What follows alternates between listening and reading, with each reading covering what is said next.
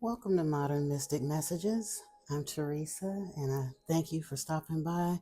Whether this is your first time or you're a returning subscriber, know that you are welcome. I am glad that you're here. Family, we got to talk about something today that it took me all afternoon to try to figure out. Well, I knew I was going to say something about it, but just trying to take some notes to guide myself to make sure that I say it in a way that ain't going to get me, hopefully, not in too much trouble, because it does touch on some very sensitive topics. Um, but yesterday, or I should say early this morning, I got a download that it literally kept me awake for a few hours. And after I finally did get some sleep, when I woke up this morning, it was still fresh on my mind. So I just had to sit down and look at the notes that I had taken at 2 o'clock in the morning, and then kind of expound on them and think about it a little bit. And like I said, take some detailed notes. So it's taken me a little bit longer than I had intended. I thought this was going to be a morning message, but it's an afternoon message. But we're going to go in there with it in any event. And yeah, so let me get in here because I'm gonna try to make it as short. It's gonna be a little bit lengthy because truthfully, my thought process went looking at the bigger picture and what it means, because the point that I got out of it is very simple.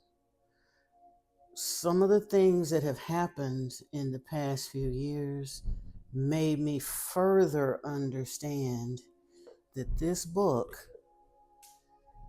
is not to be taken lightly.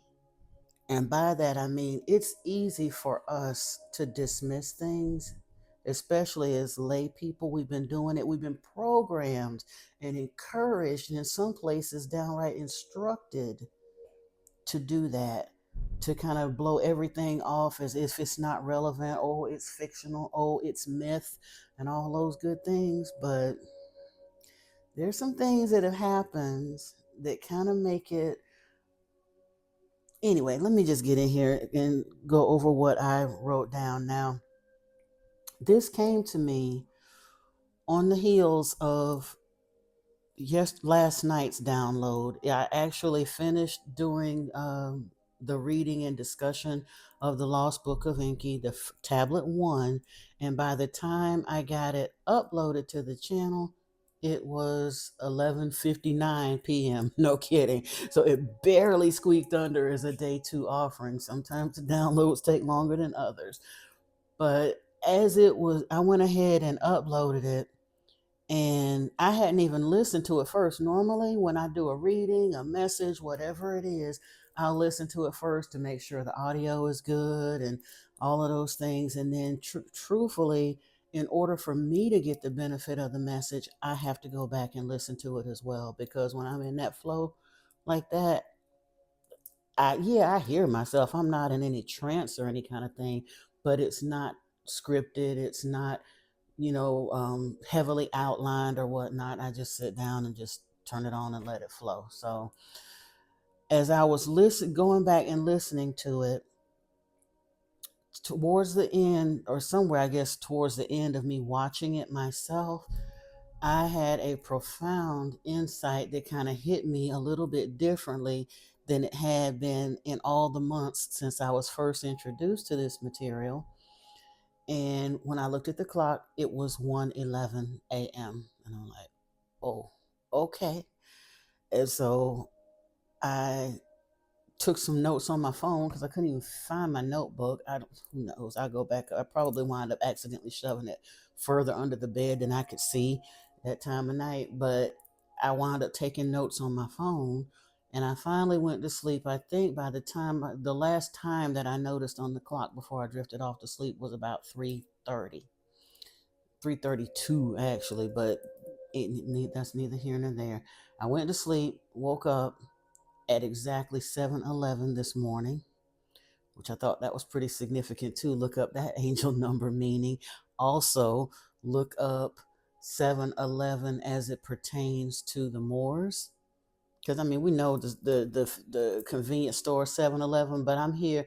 They claim that that was because they opened at 7 and they closed at 11, but 7-Eleven was also the year that the Moors invaded and took over Spain. It began their Moorish rule in Spain for quite a number of years. So I thought that was kind of interesting as well. But the reason the download that I had during this first tablet, in the first tablet of the Lost Book of Enki, and I am going to refer heavily to my notes, like I say, to try to keep myself from roaming too far because it's long enough, even without that. It does go kind of around, but trust me, I'm going somewhere with it. So here we go. But in the Lost Book, Enlil Yahweh, I'm going to just call him Yahweh because it's a little confusing when I start bleeding this over into the biblical stuff. It's easier to just understand that Enlil is Yahweh and Marduk is Enki's son, Yahweh's nephew. But Enlil and Yahweh, well, actually, it was initially Marduk that wanted to unleash the weapons of terror onto to defeat Ninurta. Now, Enki was against it, always has been. He was against the flood. He was definitely against unleashing these weapons on the earth. But the it wasn't just, like I said, at the end, and we'll get more into it later. And if you did look at the first book or the first tablet, I read that information. And truthfully, it was the weapons of terror being unleashed. The evil wind is what they called it in the book. But the nuclear fallout from that event is what destroyed the Sumerian civilization, wiped out the entire civilization overnight, gone because of this event. And it wasn't just Sumer, because the evil wind continued to travel through quite a bit of Alkeplon because it made its way up to Eridu, which was Enki's city. He had to tell his people to get to the steppe and all of that. And then all of the Anunnaki had to get in their celestial chariots, their spaceships. They left the planet until this had kind of died off. And then they came back to rebuild. But I kept thinking about, and I don't know why it never dawned on me before, but I kept thinking about this, what they were calling the weapons of terror. The weapons of terror. Now, they were nuclear type weapons, probably much more advanced than anything we've ever seen, because, like I said, one of them just about took out all of humanity again. They were just beginning to recover from the flood, and humanity is building back up and all that other good stuff.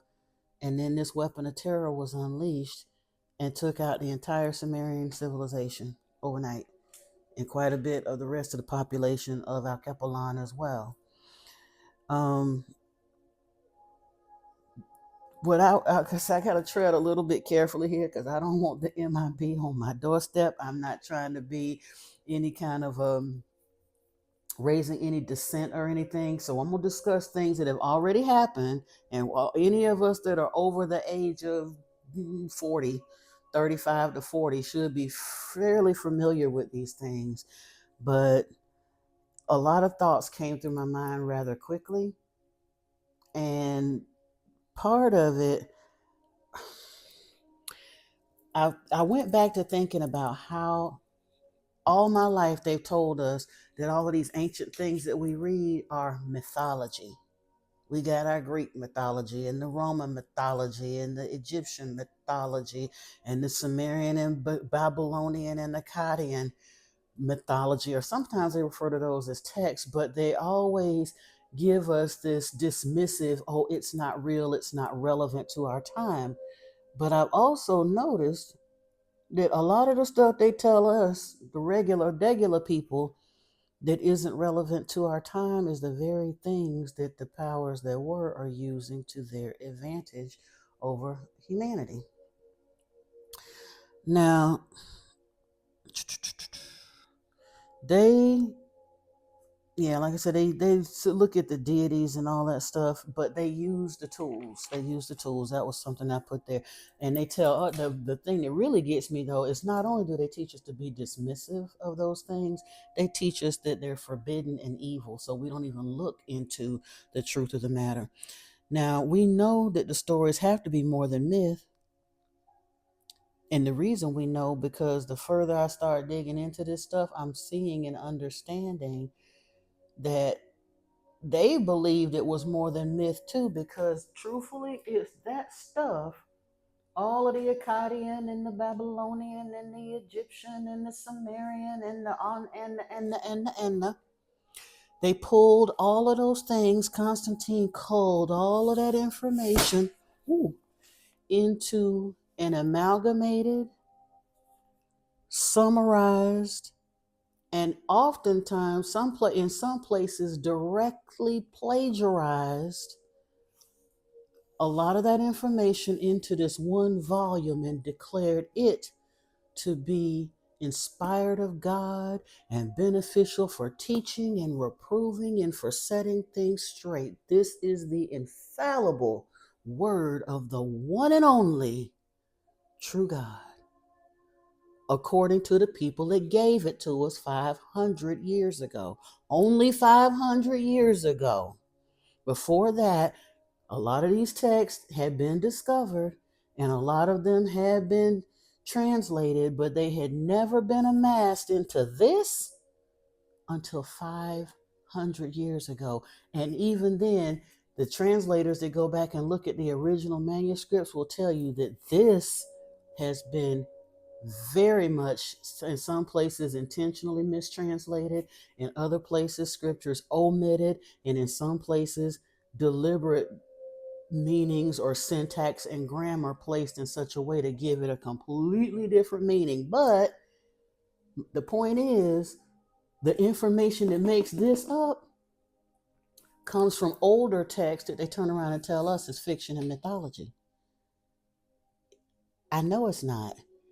And part, like I said, I was leaning into this intuitively when I was led to look at the Lost Book. When I sat down to look at it the second time, Spirit told me, give it the same amount of respect and consideration that you would this book. Don't look at it as, oh, Zechariah Sitchin wrote a beautiful fiction novel. He never intended for this to be fiction, but people wanted to discredit it because he was basically one man with a monumental task. A lot of the other translators were looking at the approved text and doing a lot of comparison and all of that, and some other texts that weren't necessarily approved. We got the Nag Hammadi Library and the um, the Dead Sea Scrolls, the library at Nineveh, all of those things where they got some of those texts from. But Sitchin was one of only a very small handful of people that could read Akkadian and Sumerian cuneiform. So he was kind of doing this on his own. And truthfully, he transitioned off this planet before they fully were willing to give him credit for a faithful translation to the best of his ability of this work. A lot of folks blew him off. I think his niece is still, promoting his work and his information, but it's far more profound than anyone has considered, I think, well, openly considered. I'm not saying I'm the only person on this planet that gets it, but I'm not hearing the public outcry for more of this information the way you would think if people really understood its significance to us today.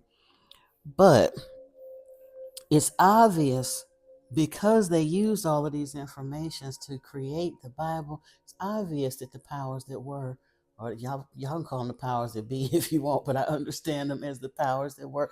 But it's obvious to see that they don't necessarily dismiss all of this as just fiction now or myth. Now, I said all of that again. I'm going somewhere. Remember the happenings around 2001? Primarily, especially, specifically September 11th of 2001. Any of us that witnessed that or were around during that time will never forget where we were and what we were doing when we started seeing those reports come in on the television, and we watched in horror for hours and then days and then weeks as they showed us that information over and over and over again. Now, here's the thing. I'm not a construction specialist nor am I a demolition expert, but myself and many people that I know that were around in that time as we watched in horror and understood those things, and documentaries have been made about it since, and people have come forward with their opinions ever since, and all the rest of that. But I understood when I was looking at that it did not look like what we were told it was. We were told that it was an attack from the outside and that those buildings, the gas lines went into whatever else, and the buildings fell because of an explosion.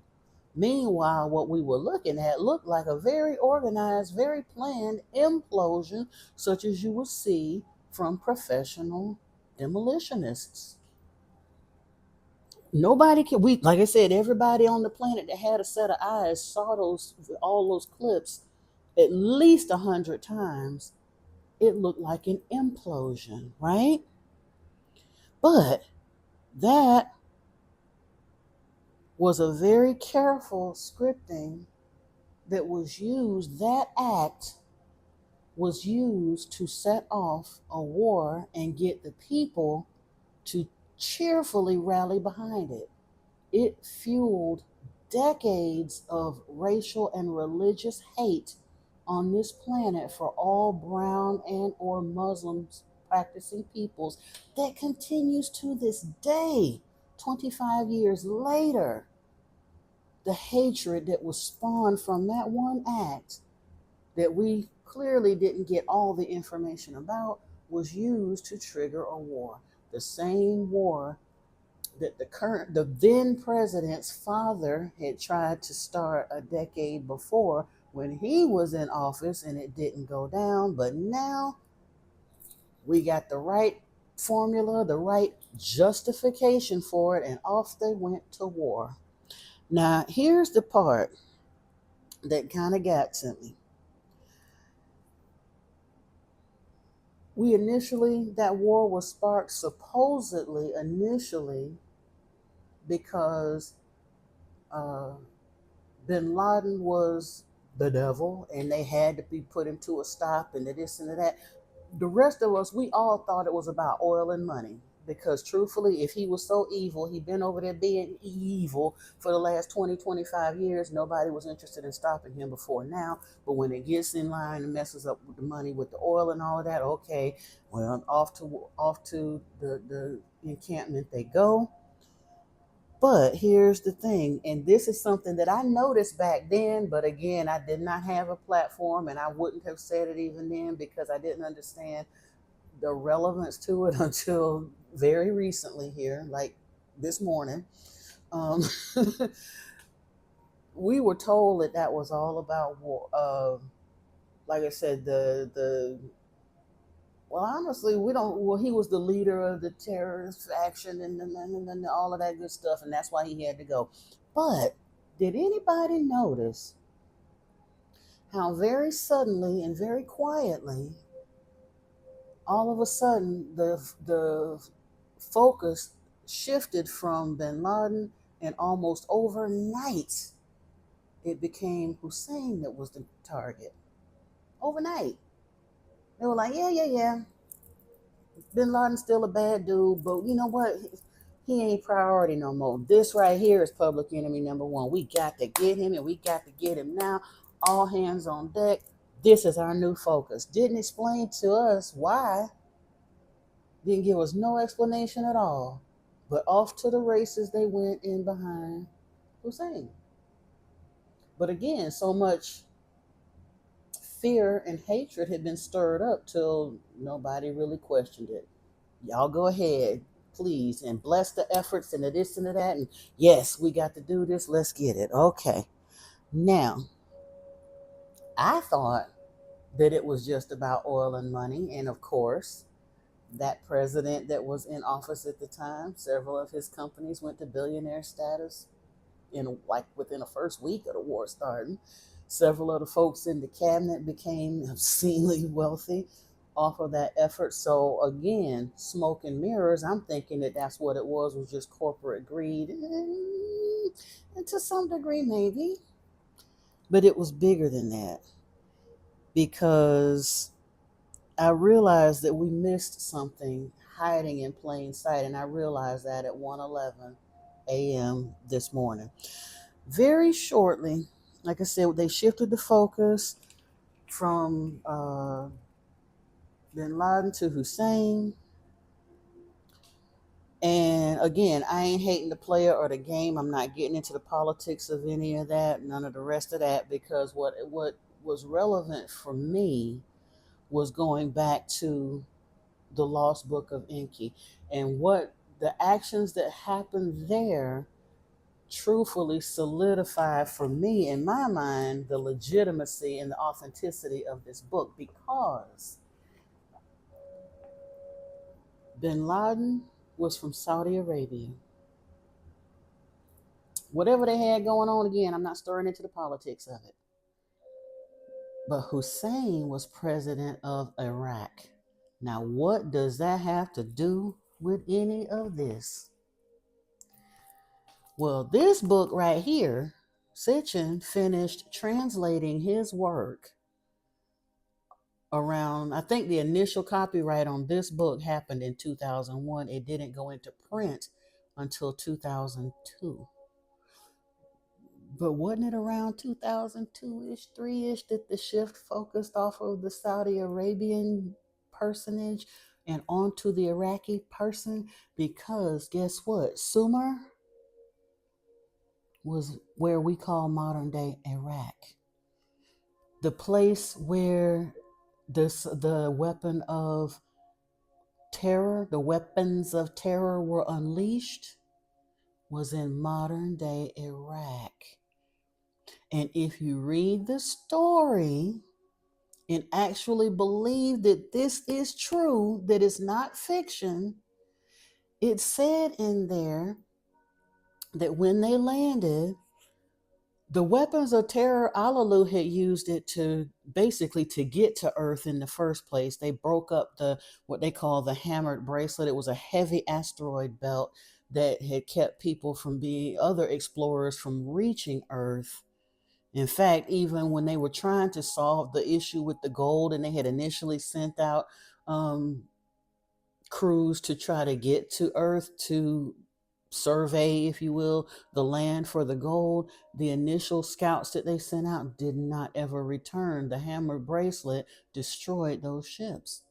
So when Alalu took it upon himself to borrow a ship and come here to try to get to Earth, he literally used the weapons of terror in space to bust up that asteroid belt so that he could safely pass through. And that's what the weapon was designed for. It was never designed to be unleashed on Earth or on Nibiru. It is a galactic space weapon.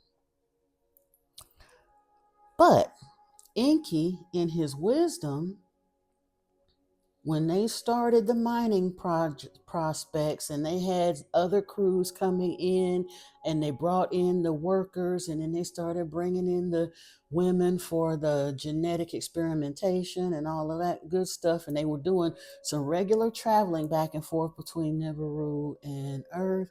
Once they established the way station and all of that, the place of the celestial chariots and the way station on Mars, Enki took the weapons of terror off of those ships because he did not want them being used in this environment, and he hid them according to the Lost Book. So, yeah, like I say, apparently the powers that were kind of sort of believed this story too. It would look that way because a year or two after this was finished translating and published, that talks about what happened in Sumer and what happened in Eridu and what happened during the beginning of the Anunnaki Wars. And it talked about how the weapons of terror were so vast. What they described was even more, and of course it would be more fallout than what we would have, what we saw in Hiroshima and Nagasaki, because those were man-made instruments based on where we just started to get to in our limited consciousness. The Naborian civilization is 1,000,000 years older than Earth's, or 500,000 at least. So their technological advancements make our weapons look like like cap guns, basically. And even they didn't know how destructive they would be. It said that the gods lamented the damage that was done by those weapons. But when this information comes out, and then all of a sudden you got a world power that has to basically do a little bit of subterfuge and a whole lot of song and dance to create an excuse to invade. And I'm not saying they didn't have other reasons. Like I said, MIB don't come for me. But it's just very coincidental that as soon as this information is translated, it's supposed to be myth. We ain't supposed to believe it. But the powers that were believed it enough to go after the president of the country where they thought these things may be. Because here's the other thing, the Eden, also in Iraq. That was in Enlil Yahweh's main hold, his first place of ruling. I think eventually he established a city called Nippur, and then Enki established Eridu. They each, when they really got this civilization thing rocking, they split it up into lands and cities, and each one went as a god over its own people, because that's what Enlil said. We was never to know they weren't gods. So they rocked out with that, and each god had their own territory, and the people were all there fine and all of that. It wasn't until some of them started getting power hungry and wanting to grab other folks' lands and people and worship and everything that went with it that they started fighting amongst themselves. And it got so bad that Marduk wanted to stop Ninurta at all cost and was willing to unleash the weapons of terror and call phone. Like I said, they had to phone home to Anu, and he checked in with the Council of Seven, and they gave them the authority. They knew it was a bad idea, but they were like, just this one time, we'll allow it. And they compelled Enki to disclose the location of one of the weapons of terror and make it available for Marduk to use. Now, after that went so badly, they knew that that wasn't a good idea. They didn't mess with it. They still continued fighting, but it doesn't indicate that they unleashed the weapon of terror to that level again, because they, like I said, they couldn't even outrun it. They had to pull up off the planet and just let it take its course. And they had great regret after having done that. But it's obvious with the sudden redirection and had a concentration in that country right on the tail end of this work being fully translated and published.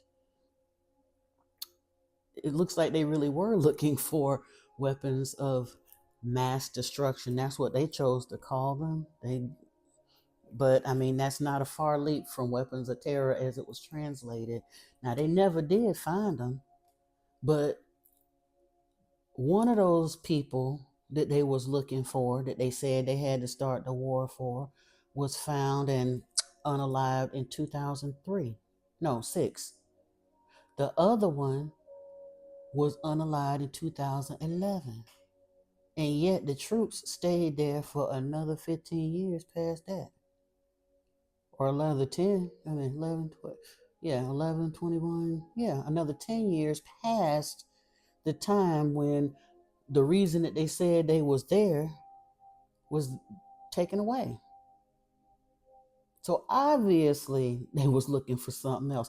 And we've seen all of these news clips about how the Euphrates is drying up, and they were looking at the caves and the prophecies. It was talking about the demons being unleashed on the earth, and the God and the wicked one and all that. Now they throw around all of that, y'all, the belt and the this and that, but none of them are acknowledging the fact that the demiurge, y'all, the belt, all of that, Satan is the same personage that is Yahweh.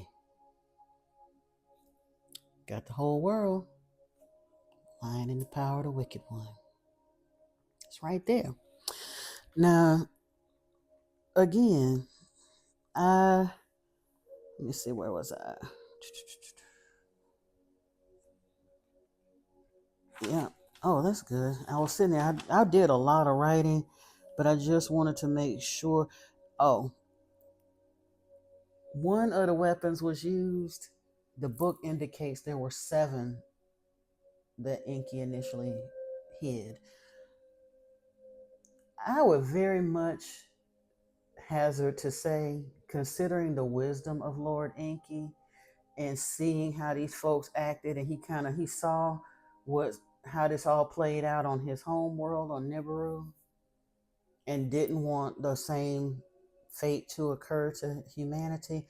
I would just about wager that at some point in time, some of those that he could really trust, when they really started kind of thinning out and some of them were able to go home, so to speak, I would be very surprised if there were any of those weapons still left on the planet. Just like he took them off the ship, he could very quietly have put them back on those ships that were leaving, that he knew were not going to be returning, and or disabled them himself. Enki is the one that always had a heart or compassion for humanity. Enki is the one that gave us astronomy and astrology and agriculture, as well as the study of the marine sciences and genetics. All of those things came from Lord Enki.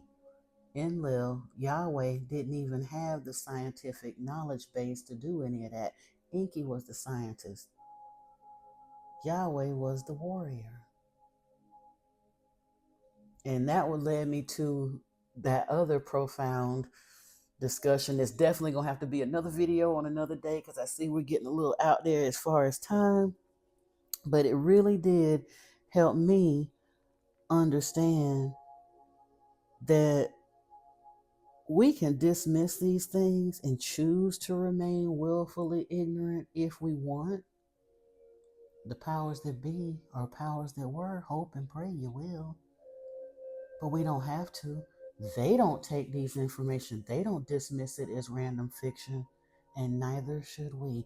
That's the reason why I know why I was led to go into this, because when my clairaudience kicked in, one of the things I heard was, let my people go. And then shortly after that, the revolution will not be televised. And then shortly after that, Yeshua saying, if I came back here physically, I wouldn't be involved with any of these churches. I'd sit down and braid another whip. That's what I'd do. And then, like I said, last year I was led to start looking at this, but also looking at this together. So we're going to keep going with it, because my thing is, he's told us we can turn off our worship gene. We can find the keys to freedom if we choose to believe. And I believe some of those keys are right here in these texts if we look at them. Family, I appreciate you rocking out with me. That was my message. Like I said, I had to get that out, because there's way more to this than we know and understand. It's not hard. It just takes us choosing to hear the word and believe it. Belief is only a thought we choose to think, and we've chosen to buy into ancestral limitations and things. And again, not banging on the ancestors. They made choices based on their limited understanding with what they had available to them at the time, and some of them, unfortunately, didn't have a whole lot of choice. Some of our ancestors chose the path that we're currently on quite literally at the end of a spear or a pew pew. But that doesn't mean we have to continue to rock on in that willful ignorance. Knowing better allows us to do better. And that's why we're going to keep going. I will be looking into tablet 2 a little bit later today. After I upload this, we'll get into tablet 2 and see what we can glean up and out of there. I do thank you for joining me with this. And until next time, Soul Family, thank you again. Also, if you would, please give the video a thumbs up. Subscribe if you haven't subscribed yet, because it is helping it get out to more people. I thank you again. Love you. Peace and blessings to you. Namaste.